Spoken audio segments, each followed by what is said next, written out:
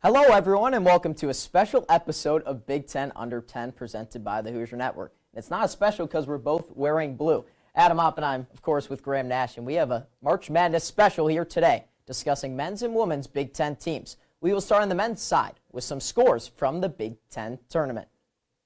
First seed Michigan State lost to fifth seed Wisconsin 77-74 in the first Big Ten semifinal. As for the second semifinal, third seed Michigan defeated second seed Maryland 81-80.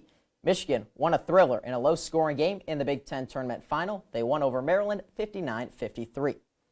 Now we will move over to the NCAA tournament, where 8 Big Ten teams got in. The Big Ten currently has an overall record of 12-4 heading into the Sweet 16. We will start with the highest seeds and move down to the lowest. Number 2 seed Michigan State plowed through 15 seed Bryant 87-62, and then had a strong second half to beat ace-seeded New Mexico 71-63 to advance to the Sweet 16. Third seed Wisconsin dominated 14 seed Montana 85-66, then lost to 6 seed BYU in a wild game 91-89. Number 4 seed Maryland had an easy win 81-49 over 13 seed Grand Canyon. Then against the number 12 seed Colorado State, the Terps won on a fadeaway bank shot from freshman Derek Queen as the clock expired. Terps over the Rams 72-71. Another 4 seed was Purdue, who rolled through 13 seed High Point 75-63 and 12 seed McNeese 76-62. 5th seed Oregon beat 12 seed Liberty easily 81-52, but lost to the 4th seed Arizona Wildcats 87-83. Number 5 seed Michigan held on against UC San Diego, the 12 seed 68-65, and then they took control in the second half against 4 seed Texas A&M 91-79. 6th seed Illinois defeated 11 seed Xavier 86-73, but 3rd seed Kentucky eliminated them, winning 84-75. UCLA, a 7 seed, destroyed the number 10 seed Utah State 72-47, but lost to the 2nd seed Tennessee 67-58.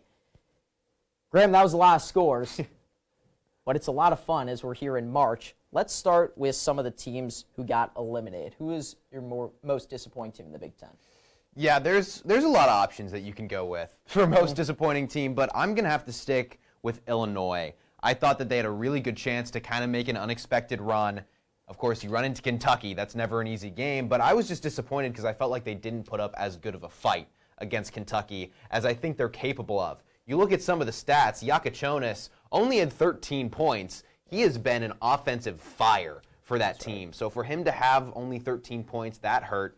And the bench only had 7 points. They shot 28% from 3 as a team, 62% as a team from free throw land, and 12 for 19 from the free throw line. That is pretty bad. If you get 5 more of those free throws, that is a much closer game. So a little disappointed in the way that Illinois closed that game out. Now, I want to talk about another disappointing team in the Big Ten, and that's Oregon. And it's not because they lost to Arizona. It was frankly the way they lost. I mean, they were up by 12 with under 12 minutes to go in the first half. It is in the first half, but you dominated the first part of that game, and then you let Caleb Love go off, who's a terrific player for Arizona, had 29 points at 5 threes. But it felt like their defense down the stretch is somehow, let's let Caleb Love beat us. And in that situation, you got to get it out of his hands, and they just didn't do that. Jackson Shellstead had 25 points, but only shot the ball 14 times, 9 for 14 from the field, 3 for 6 from 3. Your best player has to shoot the ball more. When they were down 2 with 30 seconds left, they went to TJ Bamba, who really just bricked a shot off the rim. It was a terrible shot, and Oregon also, they went 12 for 22 from the line. So like Illinois, hurting themselves at the foul line. Yeah. Do you have another team to mention that you think? You know, it's tough because in a lot of these scenarios, like, you could bring up Wisconsin. That was the other team I was looking at. But that Wisconsin game, you know, it came down to a call, is my mind. You know, that game against BYU, it came down to a call. So I don't know if I can call it disappointing. They got as close as they could. So in my mind, I think Oregon and Illinois are up there as the most disappointing. Yeah, BYU's a good team as well. Yeah. So let's move on to the teams that are still playing. Who do you think has the best chance to make the Final Four? I got to go with the Spartans with Michigan State, not only because they're the highest ranked team left of Big Ten players, but also they're in a very advantageous spot in this bracket right now. They're playing 6-seed Ole Miss in the Sweet 16, and then potentially 1-seed Auburn, which sounds a little daunting, but Auburn just hasn't been playing as well, especially in the SEC tournament. Didn't have as good of a stretch as maybe people expected. So I think there's potential for them to make it to the Final Four and maybe play 1-seed Duke. I'm going to go with their rivals, their in-state rivals, Michigan. They beat UC San Diego, a really tough 12-seed. Now, facing Auburn's tough, but I think if Michigan can keep the turnovers down, they can stay in that game against a really tough Auburn team. Roddy Gale also had a season-high 26 points, 4 threes off the bench. If you're getting contributions from him alongside your starters, Michigan's going to be in a really good spot.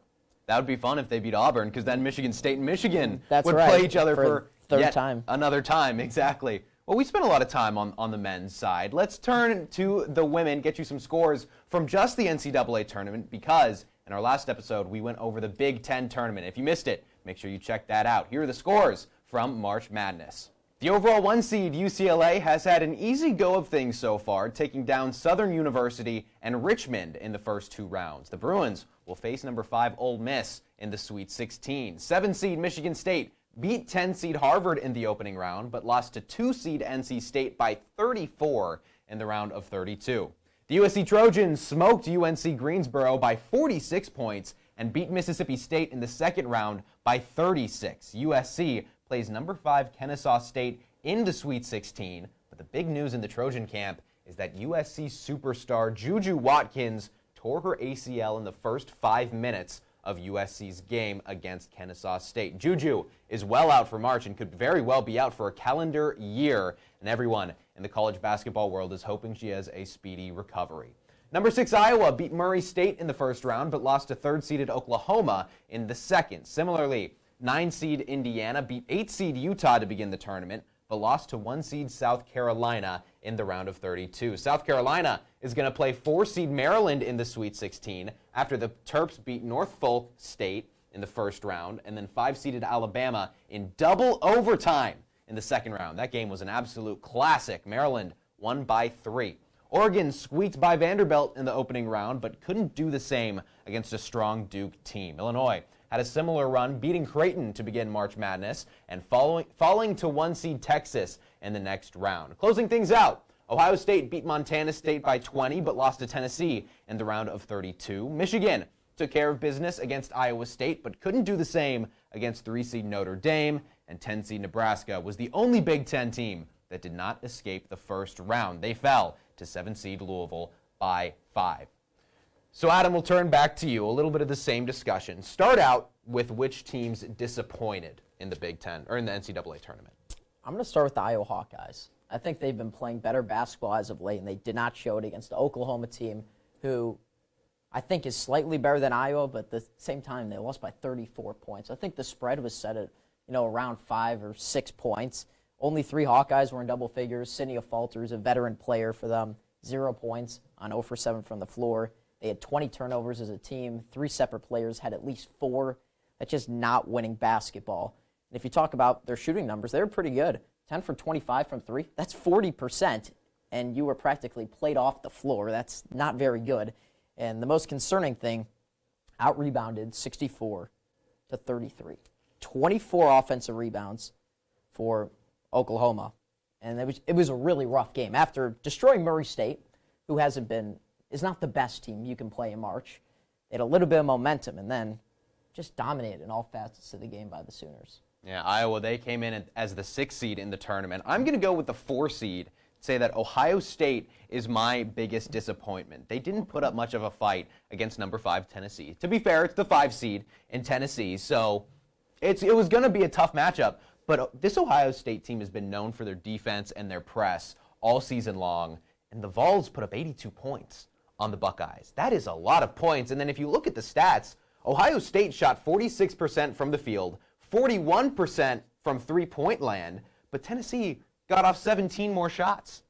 That's sizable. You're a team that prides itself on defense, and you allow 17 more shots for the other team. I don't know how it happened. Yeah, we've talked about Ohio State a couple times. My main thing with them is not only the defense, but who else is going to score? Jelani Cambridge had 19 points, Cody McMahon 17. No one else was in double figures. That's not a recipe for winning in March. Yeah, I couldn't agree more. We'll now talk about which team we think has the best opportunity, maybe not to win it all, but to get to the Final Four. Adam, you want to start us off? Yeah, I'm ready for this one. The Maryland Terrapins. Ooh. We're going to be facing the South Carolina Gamecocks, who've lost 3 games all year, didn't lose all last year. The 2-overtime thriller has me bought in to Brenda Freese's team. Absolutely unbelievable performance. They were down by as many as 17 with 3 minutes left in the third quarter. At home, crowd was pretty dead. They got back into it at the end of the third.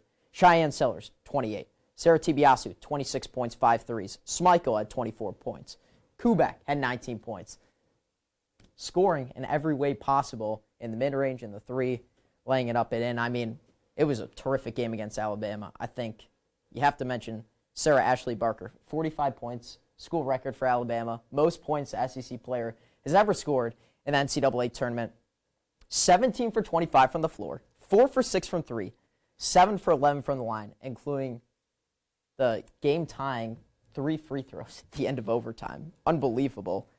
And as for the matchup, I don't think South Carolina played great against Indiana. In fact, they were down at half, and they were able to turn the ball, or have Indiana turn the ball over a lot with their defensive pressure. But their half-court offense has not been great, or was not great again in that game against Indiana. So I think that's where Maryland has a chance.